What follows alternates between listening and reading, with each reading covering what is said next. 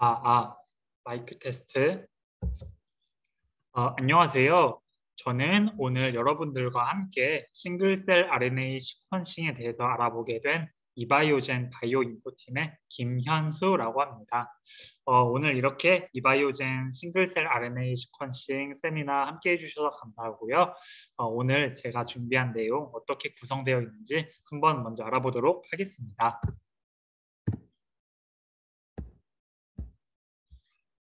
총 크게는 네 가지 부분으로 구분을 해봤는데요. 먼저 첫 번째, 여기 서머리 부분이라고 되어 있는 부분이 있는데요. 서머리는 이제 싱글셀 RNA 시퀀싱이 무엇인지 전반적으로 한번 개요를 좀 알아볼 예정이고요. 그리고 두 번째, 10X 지노믹스라고 이제 명명이 되어 있는데요. 사실 10X 지노믹스는 회사 이름인데요. 이 엔지스 업계에서 아주 선도하고 있는 회사 이름인데, 이 10X 지노믹스에서 개발한 그 분석 파이프라인을 저희가 일부 채용하고 있기 때문에 그 파이프라인에 대해서 알아보고, 우리 이바이오젠에서 어떻게 그 분석 결과를 리포팅 드리고 있는지 그 과정과 리포팅 포맷을 좀 알려드리기 위해서 이 10X 지노믹스라고 이제 두 번째 파트를 명명을 하고 구성을 해봤습니다. 그리고 저희가 리포팅 할 때 어떤 식으로 어떤 분석을 하는지를 좀 더 말씀드리기 위해 세 번째 부분인 윈서렛 부분을 구성을 해봤고요. 그리고 여기서 이제 우리가 리포팅을 다 마친 다음에 연구자분들께서 추가적으로 요청을 해주실 때 추가 분석이 또 어떤 것이 있는지 알아보기 위해서 네 번째 어디셔널 어널리시스 부분을 구성을 해봤습니다.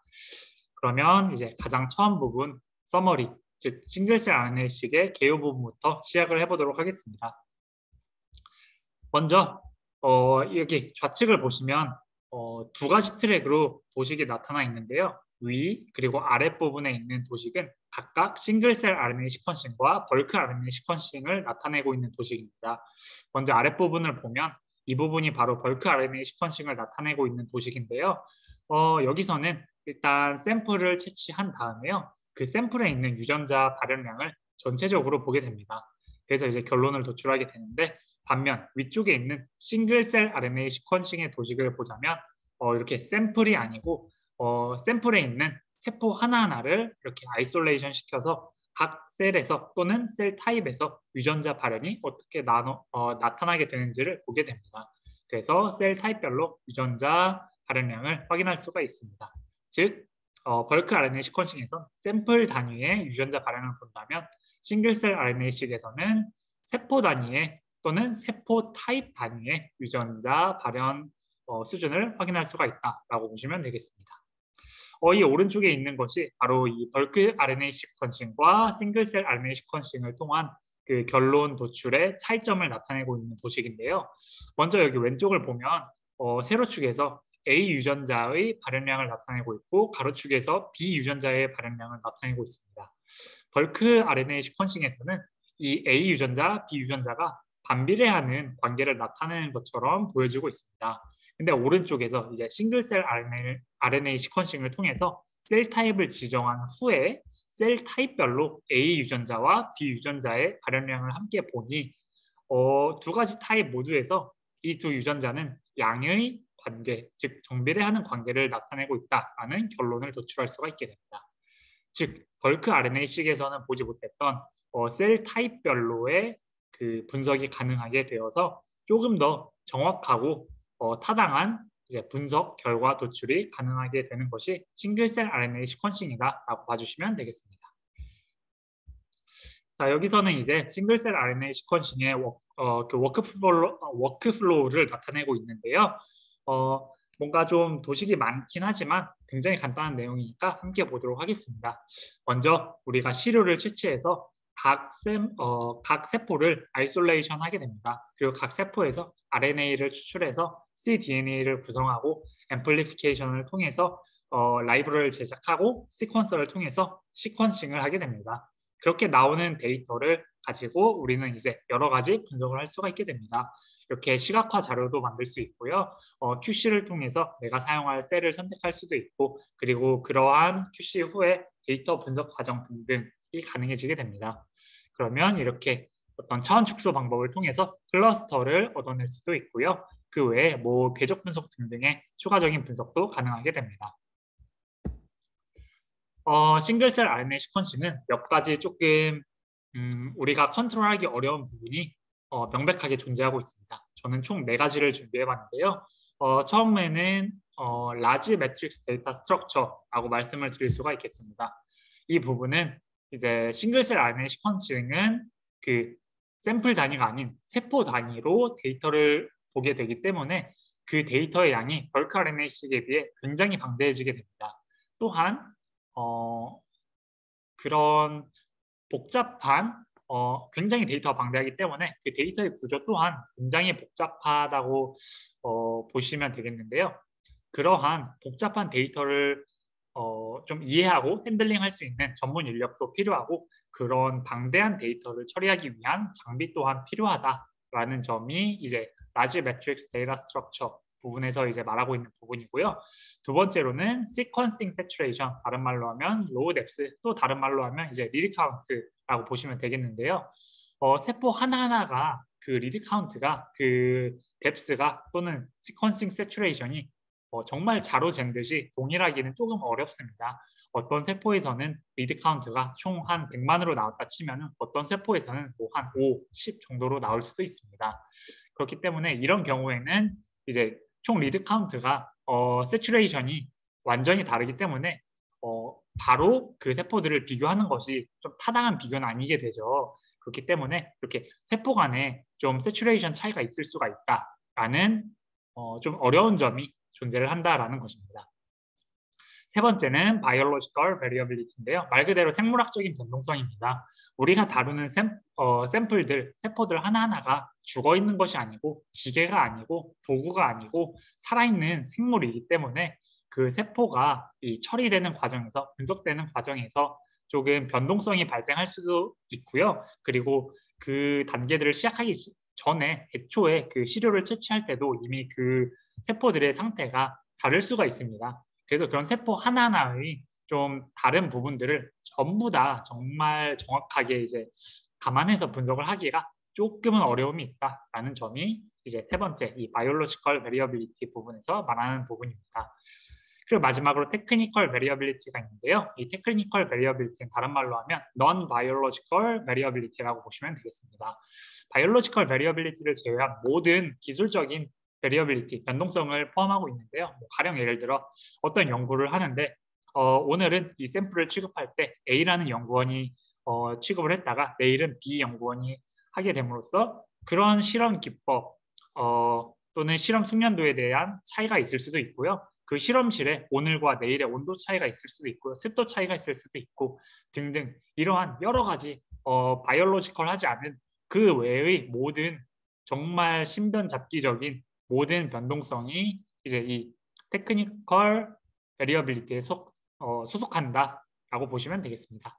그래서 이러한 조금 우리의 분석의 정확도를 좀 떨어뜨리는 요소들 때문에 이 변동성들이 우리 데이터에 이렇게 좀 차이가 나타나게 된다. 근데 우리는 이 차이들이 나타날 때 정확히 이 4개의 소스 중에서 어떤 거에서 나타나는지는 분명하게 파악하기는 조금 어려운 부분이 있다라는 것이 바로 이 싱글셀 RNA 시퀀싱에 있어서의 좀 챌린지가 되겠다라고 봐주시면 되겠습니다. 첫 번째 파트는 이렇게 이제 마무리를 해보고요. 그 다음 파트로 10X 지노믹스에 대해서 이제 알아볼 건데요. 앞선 언급을 한번 드렸다시피 10X 지노믹스는 사실 이 NGS 업계에서 제가 아는 바에 따르면 세계 1위의 기업입니다. 그런데 왜 10X 지노믹스 다른 회사의 이름을 여기다 넣어놨느냐라고 물어보실 수 있는데요. 그 이유는 10X 지노믹스에서 고안한 싱글셀 RNA-seq 그 분석 파이프라인이 있습니다. 그 파이프라인을 저희가 일부 사용하고 있기 때문에 저희가 이 10X 지노믹스라는 이름으로 두 번째 파트를 구성해 봤고요. 그 파이프라인을 거쳐서 어떤 결과가 나오는지 그리고 그 파이프라인만 드리는 게 아니고 저희가 자체적으로 또 다른 툴을 사용해서 서렛이라는 이름의 툴을 사용해서 또 분석을 드리고 있습니다. 그렇기 때문에 이 10X 지노믹스의 파이프라인과 서렛이라는 툴을 사용한 파이프라인을 통해서 어떤 식으로 리포팅이 되는지 연구자 선생님들께 어떤 과정을 거쳐서 리포팅이 되는지도 설명을 한번 드려보도록 하겠습니다. 먼저 10X 지노믹스의 파이프라인은 대략적으로 이렇습니다. 앞서 보신 것과 크게 다르지 않은데요. 먼저 샘플을 채취한 다음에 이 크로미움 시스템이라는 10X 지노믹스에서 개발한 장비에다가 이 샘플을 넣어서 라이브러리를 제작하게 됩니다. 여기 있는 이 장비가 바로 10X 지노믹스에서 개발한 크로미움 시스템이라는 장비 이름인데요. 여기에 샘플을 넣어서 라이브러리를 제작하게 되고요. 이렇게 제작된 라이브러리를 시퀀서를 통해서 시퀀싱을 통하고 이 셀레인저라는 이름의 파이프라인, 이게 바로 10X 지노믹스에서 개발한 싱글셀 RNA-seq 전용 그 분석 파이프라인 이름입니다. 이 셀레인저 파이프라인을 통해서 분석 결과들이 나오게 됩니다. 그러면 저희는 이 아웃풋을 연구자 선생님들께 드리고 있고요. 이것과 더불어서 이제 서렛이라는 툴을 사용해서 나오는 분석 결과 또한 전해드리고 있습니다. 이게 이제 이바이오젠의 리포팅 프로세스라고 보시면 되겠는데요. 일단 기본적으로 도입 부분에서는 10X 지노믹스의 셀레인저라고 하는 이름의 그 분석 파이프라인을 통해서 어느 정도의 이제 분석 결과를 도출해내게 됩니다. 그러면 그것들은 이제 연구자 선생님들께 그대로 이제 리포팅이 되게 되고요. 그거와 함께 이제 투 트랙으로 위에서 이제 서렛이라는 툴을 사용해서 또 저희 이바이오젠의 그 포맷으로 보고를 또 드리고 있습니다. 그래서 10X의 것 그리고 이바이오젠의 것 둘 다 드리는데요. 왜 이렇게 둘 다 주느냐라고 물어보실 수 있는데요. 그 이유는 이 셀레인저 파이프라인을 통해서 나오는 분석 결과들은 좀 커스터마이징 하기가 조금 그 유연성이 좀 많이 떨어집니다. 그렇기 때문에 이 데이터가 좋다라고 하신다면 이걸 사용하셔도 되는데요. 저희는 이제 연구자분들께서 리포팅 받으신 후에 조금 더 많이 추가 분석을 요청하시는 경우가 있습니다. 그래서 그러한 부분들을 만족시켜드리기 위해서 좀 더 커스터마이징을 유연하게 할 수 있는 서렛이라는 툴을 사용해서 분석을 하고 있고요. 이것이 우리의 좀 더 메인 분석 결과가 되겠다라고 봐주셔도 무방할 것 같습니다. 그래서 이렇게 투 트랙으로 나오는 분석 결과 리포팅을 드리게 되면 저희 이바이오젠으로부터 받으시는 싱글셀 RNA-seq 분석 결과는 여기서 이제 끝이 나게 됩니다. 하지만 이 결과를 받아보신 후에 추가적으로 이제 분석을 조금 더 추가적으로 요청해 주시는 연구자분들이 많이 계세요. 대표적으로 DE analysis, differentially expressed gene analysis인데요. DE 분석을 요청해 주시는 경우가 많고요. 그리고 궤적 분석을 요청해 주시는 분도 계십니다. 그리고 그 외의 분석을 좀 요청해 주시는 분도 계신데요.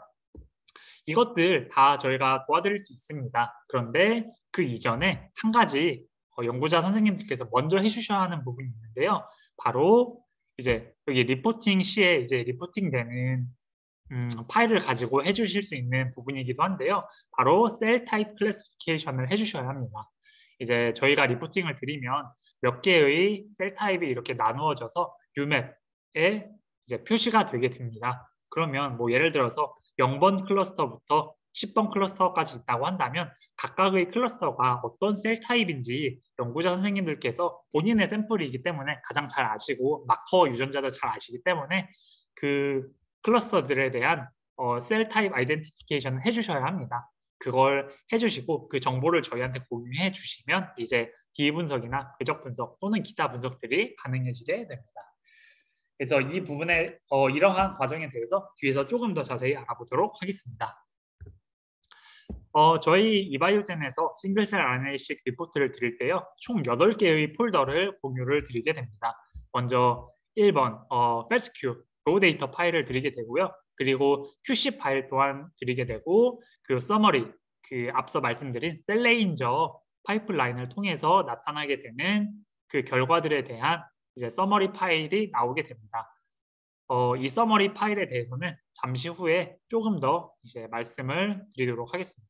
그리고 엑스세아 리포트라는 이제 데이터 형식이 나가게 되는데요. 이 엑스세아라는 것은 데이터 그 엑셀 기반의 데이터 프레임 형식이고 이 엑스세아 자체는 사실 프로그램 이름입니다.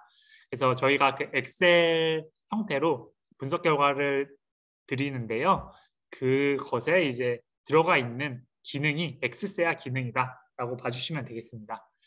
그래서 이러한 엑셀 기반의 데이터 프레임, 데이터 분석 결과 파일도 공유드리고 있고 5번째 루프 브라우저라고 하는 이제 또 소프트웨어가 있습니다. 그런 차원 축소된 티슨이나 유맵을 표현할 수 있고 그 안에서 좀 더 커스터마이징을 할 수 있는 쉽게 할 수 있는 유저 프렌들리한 소프트웨어인데요. 이 소프트웨어에 인풋하실 수 있는 파일 또한 제공드리고 있습니다. 그 파일을 가지고 루프 브라우저를 컴퓨터에 이제 설치하신 후에 그 루프 브라우저에서 해당 인풋 파일을 넣어서 조금 더 이제 연구자분들께서 쉽게 커스터마이징을 해볼 수 있게 해주는 그런 보조 프로그램입니다. 그리고 여섯 번째로 윈서렛이라고 써 있는데요. 사실 여기서 중요한 건 서렛입니다. 윈서렛은 이 서렛이라는 툴을 조금 더 유저 프렌들리하게 윈도우 상에서 윈도우 환경에서 사용할 수 있도록 도와주는 이바이오젠 자체 개발한 툴 이름입니다. 그래서 사실 여기 핵심이 되는 부분은 서렛이고요. 이 윈서렛에 사용할 수 있는 파일들을 함께 드리고 있습니다. 그리고 일곱 번째로 셀레인저. 셀레인저는 앞서 한번 언급을 드렸지만 10X 지노믹스에서 개발한 파이프라인 이름인데요. 이 셀레인저를 통해서 나오는 그 아웃풋 파일 또한 공유를 드리고 있고 그 안에 어떤 파일들이 있는지는 잠시 후에 이 서머리 후에 한 번 더 셀레인저에 대해서도 한번 간단하게 보여드리도록 하겠고요. 그리고 마지막으로 매뉴얼 폴더도 포함이 되어 있는데요. 이 매뉴얼 폴더에서는 이 루프 브라우저를 어떻게 사용하는지, 윈서렛은 어떻게 사용하는지, 이 엑스세안은 어떻게 사용하는지 등에 대한 설명서가 들어 있습니다. 그러면 여기 서머리와 셀레인저 부분을 조금만 더 훑어보도록 하겠습니다. 이게 바로 셀레인저라는 10X 지노믹스의 파이프라인을 통해서 나오게 되는 분석 결과 서머리입니다. 말 그대로. 그래서 여기 보시면 내 샘플에 세포가 몇 개 있었으며 거기에 뭐 민 리드 카운트 퍼 셀은 얼마인지, 미디안은 얼마인지, 미디안 진 수는 셀마다 몇 개인지, 그리고 뭐 셀 퀄리티가 Q30이 넘는 건 몇 %인지, 뭐 매핑률은 어떠한지 등등의 여러 가지 정보가 들어있는 파일이 이 서머리 파일이 되겠습니다. 그리고 셀레인저 폴더, 아까 7번 셀레인저 폴더를 말씀드렸는데요. 셀레인저 폴더에서는 이렇게 몇 가지, 셋, 하나, 둘, 셋, 넷, 다섯, 여섯, 일곱 가지 파일이 이제 동봉이 되어 있습니다. 사실 다 좋은 정보가 담겨 있는 파일들이고요. 쓰려면 얼마든 쓸 수 있는데요. 사실 이것들은 그렇게 유저 프렌들리한 파일 형식들은 아닙니다. 그렇기 때문에 이것들을 물론 공유는 드리지만 이걸 아마 직접 사용해서 뭐 추가적인 연구를 하시는 분들은 제가 아직까지는 못 봤고요. 이런 부분들이 좀 어렵기 때문에 저희가 또 서렛을 더 주로 사용을 하는 것이기도 하고요. 그리고 서렛 또한 사용이 좀 까다로운 부분이 없지 않아 있습니다. 그렇기 때문에 그런 경우에 저희에게 조금 더 그 분석 요청을 주셔서 그 부분에 대해서 이제 도움을 드리고 있는 상황이 되겠습니다. 이제 세 번째 부분인 윈서렛에 대해서 알아보려고 합니다. 앞서 몇 차례 말씀을 드렸는데 여기서 이제 핵심이 되는 키워드는 윈서렛도 윈서렛이지만 이 서렛입니다. 이 서렛이라는 것은 사실은 R 프로그램 기반의 패키지 이름입니다. 즉 싱글셀 RNA-seq 전용 그 분석 도구라고 보시면 되겠는데요. 이것을 이제 R에서 직접 구동하는 것이 그렇게 유저 프렌들리하지는 않기 때문에 저희 연구자 선생님들께서 윈도우 환경에서 좀 더 편하게 좀 유저 프렌들리하게 사용하실 수 있도록 이바이오젠이 고안한 프로그램이 바로 윈서렛입니다. 그렇기 때문에 저희는 이 서렛이 어떤 과정을 통해서 분석 그 결과를 내놓는지를 한번 순차적으로 알아보도록 하겠습니다. 먼저 서렛의 그 대략적인 워크플로우는 이렇게 됩니다. 먼저 로우 데이터를 가지고요. 카운트 매트릭스를 구성을 하게 됩니다. 즉 우리가 사용할 그 데이터 프레임을 구성한다는 말인데요.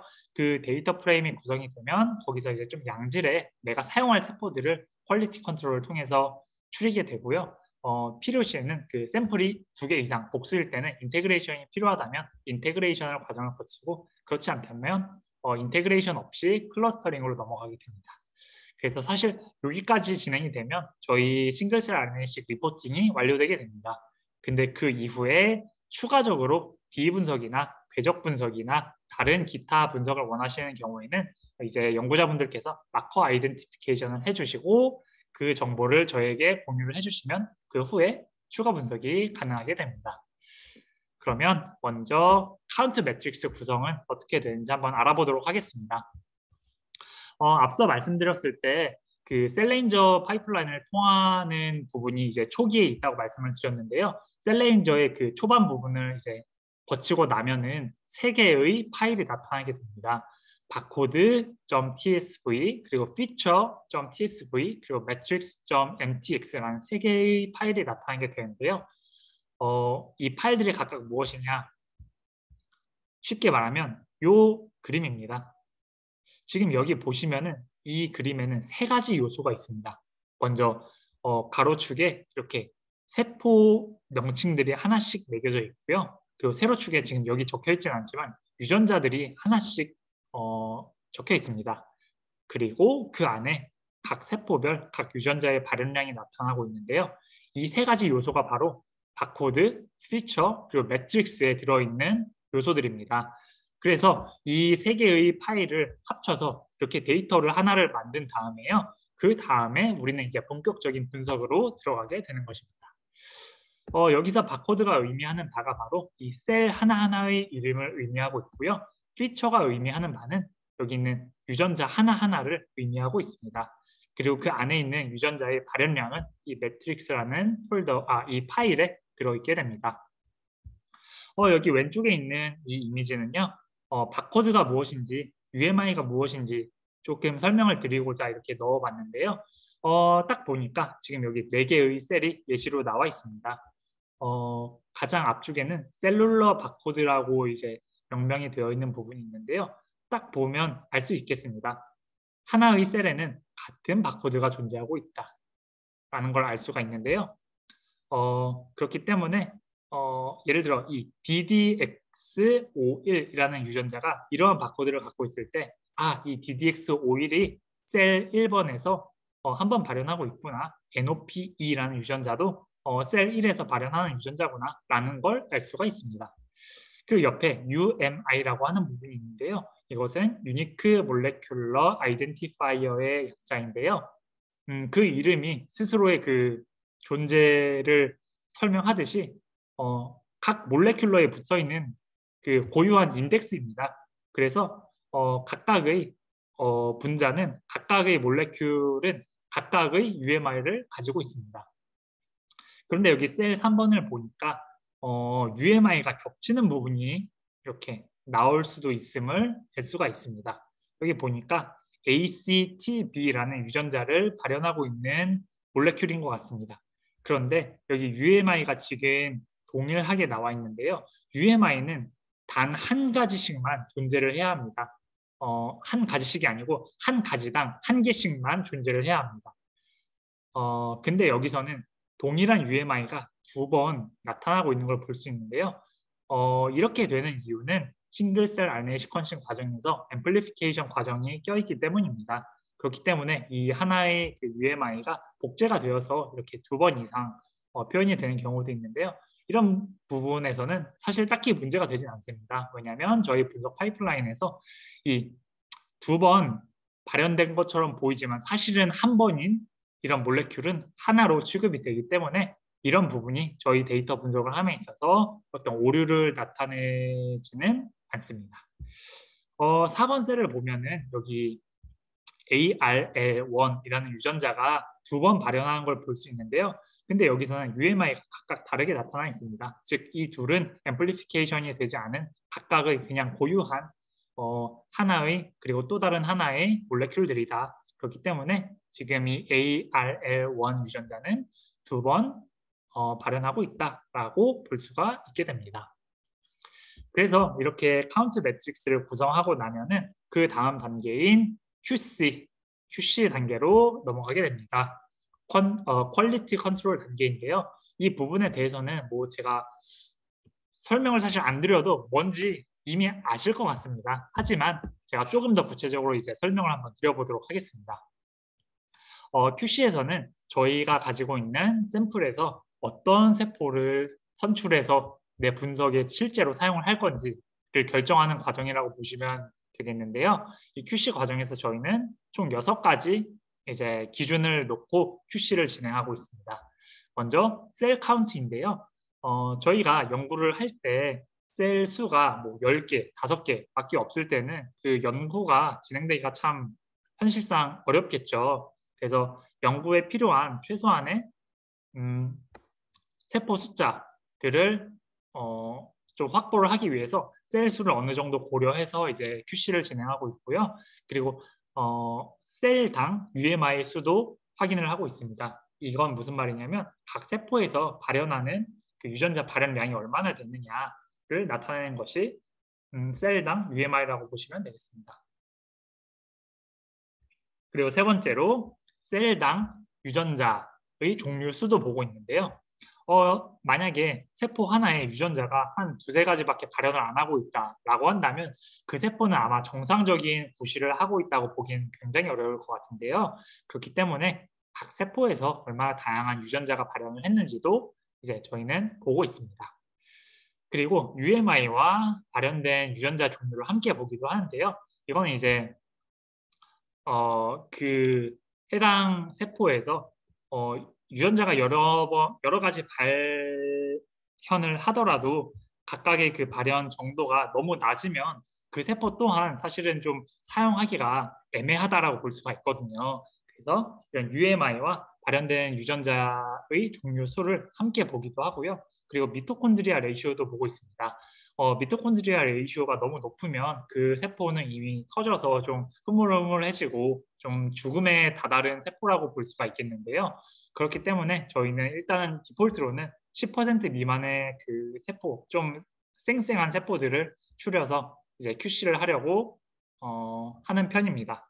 그리고 마지막으로 컴플렉시티는 아까 여기 네 번째 말씀드렸던 것과 비슷한 내용인데요. 그 안에 얼마나 다양한 유전자가 존재하느냐를 보는 부분이라고 생각해 주시면 되겠습니다. 그래서 컴플렉시티까지 해서 총 6가지 기준을 거쳐서 저희는 QC를 진행을 하고 있습니다. 그래서 QC를 하면서 이제 세포를 추렸다면 분석을 이제 본격적으로 시작을 해야 할 텐데요. 그 분석의 직접적인 첫 스텝은 이제 정규화라고 보시면 좋을 것 같습니다.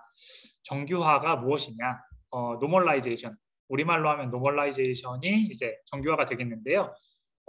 노멀라이제이션은 싱글셀 RNA-seq에서 세포들을 비교하기에 타당한 상태로 만들어주는 과정이다라고 보시면 되겠는데 이것이 무슨 말이냐면 예를 들어 보겠습니다. 1번 세포에서 A라는 유전자가 발현을 하고 있고 2번 세포에서도 A라는 유전자가 발현을 하고 있다고 쳤을 때 이 A 유전자에 대한 1번과 2번 세포에 비교를 하고 싶은 상황에서 단순 비교를 했을 때 예를 들어 1번 세포에서는 A 유전자가 100번 발현했다. 그리고 2번 세포에서는 A 유전자가 10번 발현했다라고 했을 때 단순 비교를 하자면 1번 세포에서 100번 발현했기 때문에 2번 세포보다 더 많은 발현을 한 것처럼 보일 수가 있습니다. 하지만 만약에 1번 세포의 그 시퀀싱 세츄레이션이 만약에 그 총 리드 카운트가 100만이고 2번 세포에서는 100이라면 100 중에서 10번 발현한 게 100만 중에서 100번 발현한 것보다 사실 더 많이 발현을 한 것이거든요. 그래서 이렇게 비교가 타당하도록 그런 그 시퀀싱 리드를 좀 고려해서 정규화시켜서 비교가 가능한 상황으로 만드는 것이 바로 이 정규화 과정이다라고 봐주시면 되겠는데요. 대표적인 그 정규화 방식이 두 가지가 있습니다. SC 트랜스폼과 로그 노멀라이제이션 두 가지 방법이 있는데요. 이 로그 노멀라이제이션은 싱글셀 RNA-seq에서 뿐만이 아니고 다른 통계 분석에서도 많이들 사용을 하시는 이제 고전적인 방법인데요. 사실 저희는 이 부분은 많이 사용하지 않고 있고요. 저희는 주로 이제 SC 트랜스폼을 많이 사용하고 있습니다. 그 이유는 이 SC 트랜스폼은 싱글셀 RNA-seq 전용으로 고안된 그 노멀라이제이션 방법이기 때문에 SC 트랜스폼을 채택하고 있습니다. 그래서 이 SC 트랜스폼에서 좀 상태가 좋지 않은 그리고 좀 이렇게 아웃라이어 좀 이상 수치를 나타내는 그러한 수치들은 조금 제외를 하고 최대한 합당한 데이터의 구성을 유지해서 합당한 데이터를 가지고 노멀라이제이션을 하게 됩니다. 그리고 그 다음에 이제 인테그레이션 부분이 존재하는데요. 이 인테그레이션 부분은 사실 샘플의 수가 2개 이상이면은 이제 인테그레이션이 가능한데요. 인테그레이션 역시 이제 옵셔널한 부분이어서 필요에 따라 하게 됩니다. 보통 2개의 샘플을 가정했을 때 그 2개 샘플을 비교하고 싶다라고 한다면 이제 인테그레이션을 하게 되는데요. 인테그레이션을 하지 않으면 그리고 하게 되면 어떤 일이 일어나냐 이제 이 왼쪽에서 좀 표현이 되어 있는 것 같은데요. 이 좌측 상단에 있는 UMap은 인테그레이션이 되지 않은 상태에서의 2개 샘플의 그 UMap입니다. 컨트롤 샘플은 컨트롤 샘플대로 클러스터링을 하고 스팀 샘플은 스팀 샘플대로 클러스터링을 해서 사실 개개의 클러스터링을 해서 하나의 표에다 넣어놓은 것입니다. 2개의 별개의 UMap을 그냥 하나에 같이 놓았다라고 볼 수 있는 거죠. 근데 이제 인테그레이션을 하게 되면 이 2개의 샘플을 구별하지 않고 함께 보게 되는데요. 함께 2개의 샘플을 놓고 보았을 때 샘플 간에 비슷한 세포가 있다면 같이 위치시키게 됩니다.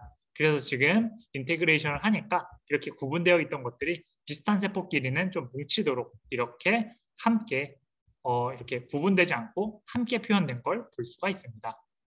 그래서 뭐 DE 분석을 할 때도 샘플 간의 DE 분석을 할 때도 이렇게 인테그레이션을 거쳐서 샘플 간의 DE 분석을 진행하게 됩니다.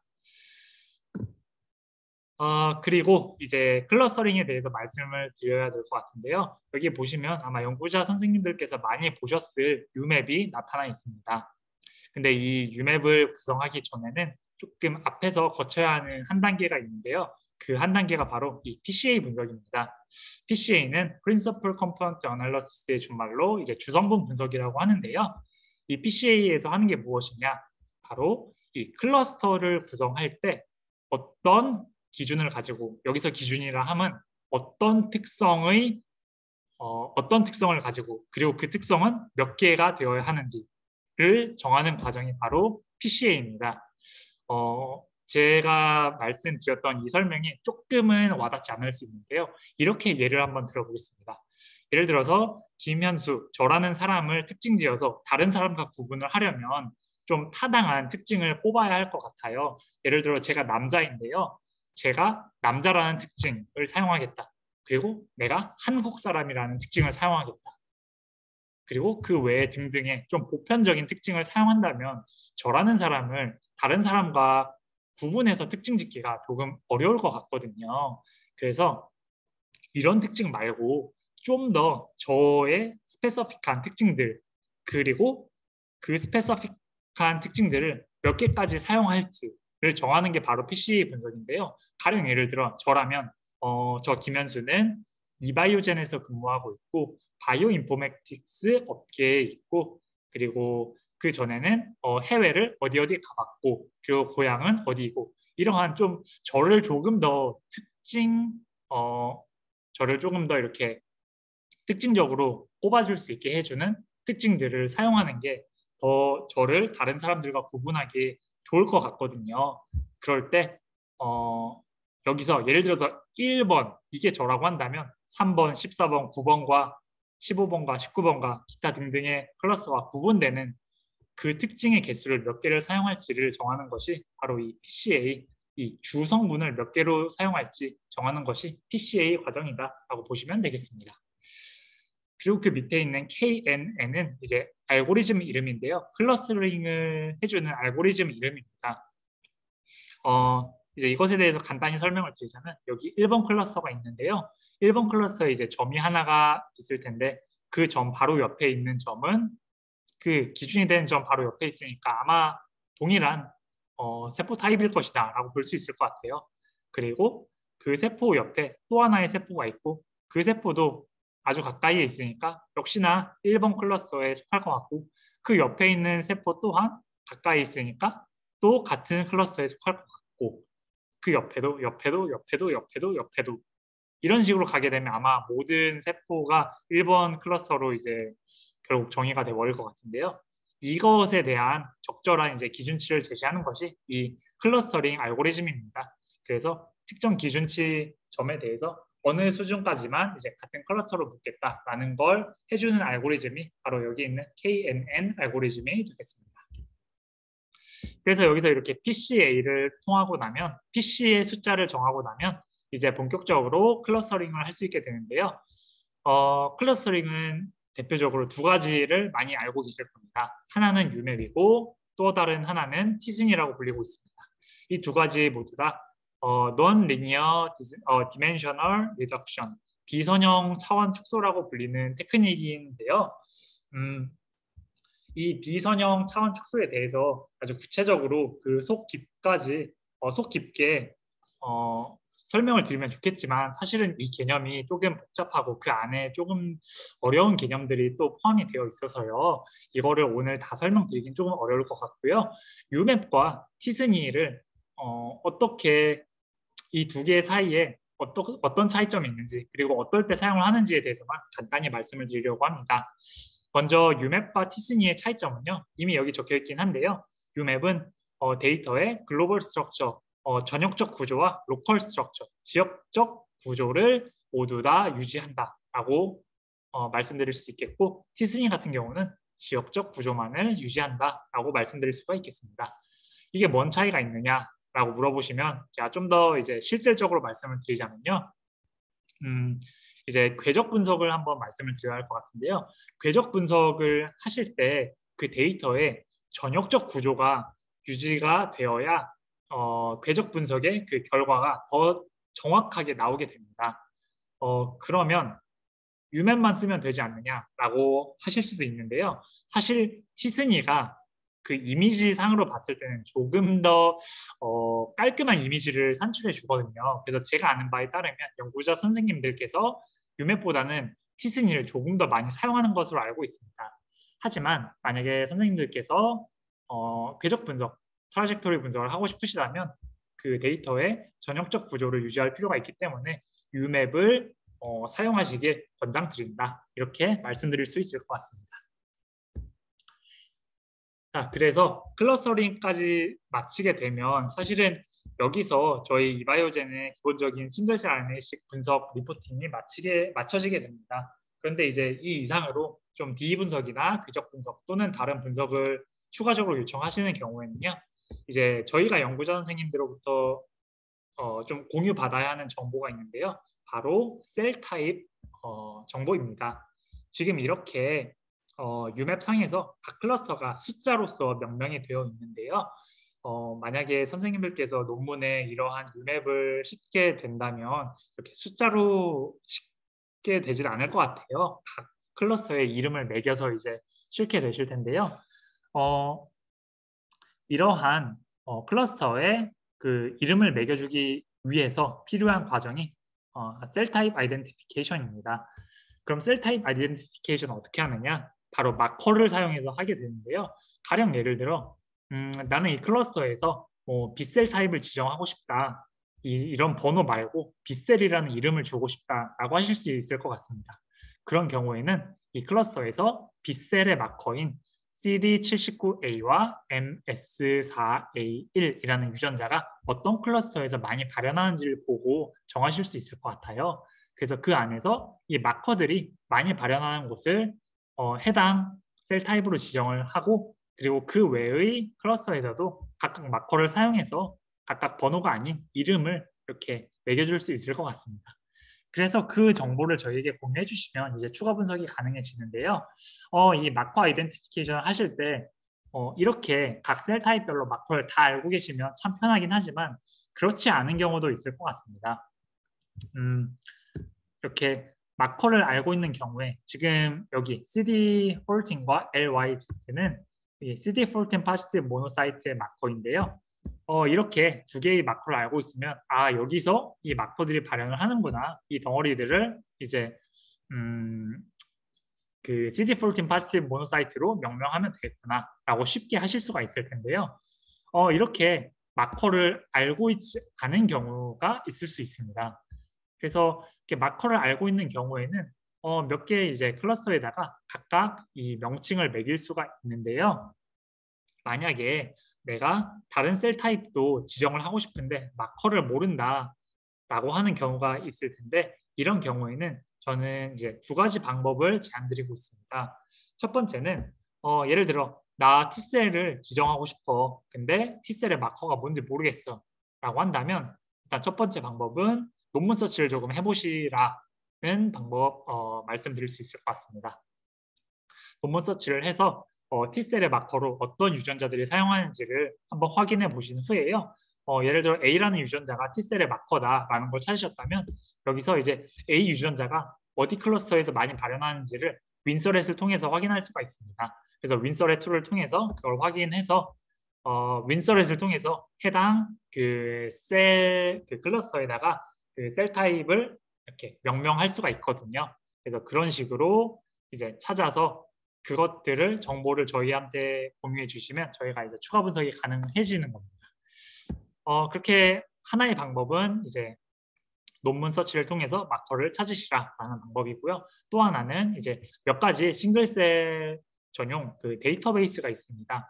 하나 예를 들자면 팡라오라는 데이터베이스가 있고요. 또 하나는 이제 셀마커라고 불리는 데이터베이스가 있습니다. 그 웹사이트에 들어가서 해당 셀 타입 또는 어떤 특정 유전자를 치게 되면요. 거기서 이 유전자가 어떤 셀 타입의 마커인지 또는 이 셀 타입의 마커가 어떤 유전자가 있는지 등의 정보를 제공해 줍니다. 그래서 그 정보를 이용해서 셀 타입을 지정하실 수도 있습니다. 그래서 마커를 전부 찾으셔서 이제 셀 타입을 다 지정을 하고 나면 이렇게 번호는 남지 않고 이름만 남게 되는 것이죠. 그래서 이렇게 셀 타입이 지정된 상태로 저희에게 공유를 해주시면요. 추가적인 분석이 가능하게 됩니다. 저희가 이제 추가적인 분석에서 대표적으로 DE 분석과 트라젝토리 분석을 많이 하고 있는데요. 이 부분에 대해서 조금 설명을 드리도록 하겠습니다. DE 분석 많이들 해보셨을 것 같은데요. Differentially Expressed Gene Analysis인데요. 셀 타입 지정해 주시면요. 셀 타입별로 어떤 유전자가 달리 발현되고 있는지 그 폴리 체인지도 찾을 수가 있고 그리고 그 폴리 체인지에 대한 통계량, p-value도 정말 유의하게 그 폴리 체인지가 나타났는지 아니면 유의하지 않았는지 등에 대한 통계량 또한 제공을 해드릴 수가 있습니다. 그리고 필요하시다면 이렇게 시각화되어 있는 자료 또한 이제 제공을 해드릴 수가 있는데요. PCA 분석 또한 가능하고 이런 코릴레이션 힙맵도 제작할 수 있고 하이어라키컬 힙맵, 스캐터 플롯, 볼케이노 플롯, 바이올린 플롯 등등 시각화 자료 또한 필요시에는 요청해 주시면 도움을 드릴 수가 있겠습니다. 그래서 DE 분석이 이제 가장 많이 요청해 주시는 추가 분석이 되겠고요. 그리고 이따금씩 이제 요청을 해주시는 분석이 바로 이 트라젝터리 분석, 궤적 분석인데요. 이 궤적 분석에 대해서도 이제 간단하게 설명을 드리자면 이런 겁니다. 먼저 내 샘플에 있는 하나의 세포 타입을 이제 기준으로 정하게 됩니다. 그리고 이 기준으로 정한 세포 타입에서 얼마나 시간적으로 멀리 떨어져 있는지를 보는 것이 바로 궤적 분석이 되겠습니다. 여기서 시간적으로 얼마나 떨어져 있는지라 함은 예를 들어 여기선 이 친구가 지금 기준인데요. 여기 색깔이 지금 진한 보라색으로 되어 있습니다. 근데 여기서 이제 좀 거리가 멀어지면 멀어질수록 붉은색, 주황색, 그리고 노란색으로 이제 점차 변해가는 걸 볼 수 있는데요. 이 슈도 타임이라는 개념이 바로 그 약간 이건 사실 가상의 시간인데요. 이 기준 셀 타입과 비교했을 때 얼마나 더 시간적으로 많이 나아가 있느냐를 나타내는 것이 이 슈도 타임입니다. 좀 더 직관적이고 쉬운 말로 하자면 나이입니다. 이 셀 타입의 나이는 지금 이만큼 어리다. 근데 이 셀 타입은 이 기준치와 비교했을 때 좀 많이 생물학적인 나이가 많이 좀 진행이 되어 있다라고 이제 볼 수 있는 것이 바로 이 트라젝토리 분석인 겁니다. 그래서 각 셀 타입별로 생물학적인 나이가 어느 수준의 어떤 스테이지에 있는지를 알려주는 것이 트라젝토리 분석이 되겠습니다. 네, 이렇게 해서 저희 연구자 선생님들께서 주로 이제 요청을 해주시는 추가 분석까지 설명을 드렸는데요. 오늘 세미나 이 내용이 조금 낯선 분들도 있고 낯설지 않은 분들도 있으실 텐데요. 조금 낯설었던 분들께서는 좀 이해가 안 되고 좀 질문을 하고 싶은 부분이 있을 수도 있을 것 같습니다. 그럴 경우에는요. 저희한테 언제든 질문하실 수 있는데요. 여기 이메일 주소가 두 개 나와 있는데 위에 있는 bioinfo@ebaiogen.com은 저희 팀 이메일이고요. 그 밑에 hkim 이메일 ebaiogen.com은 제 개인 이메일입니다. 그러니까 오늘 영상 이거 세미나 영상 보시고 나서 좀 궁금한 점 있다 하지만 당장은 아니고 좀 머릿속에서 정리를 하고 나서 물어보고 싶다라고 한다면요. 서두르실 필요 없으니까요. 천천히 한번 곱씹어 보시고 질문하고자 하시는 부분 정리하셔서 저희한테 이메일 주시면 최대한 빨리 답변 드릴 수 있도록 하겠습니다. 그러면 오늘 이렇게 저와 함께 싱글셀 RNA-seq 세미나 함께 해주셔서 너무 감사드리고요. 다음번에 또 이렇게 여러분들과 함께 할 수 있는 시간이 있기를 바라면서 오늘은 여기서 한번 마쳐보도록 하겠습니다. 감사합니다.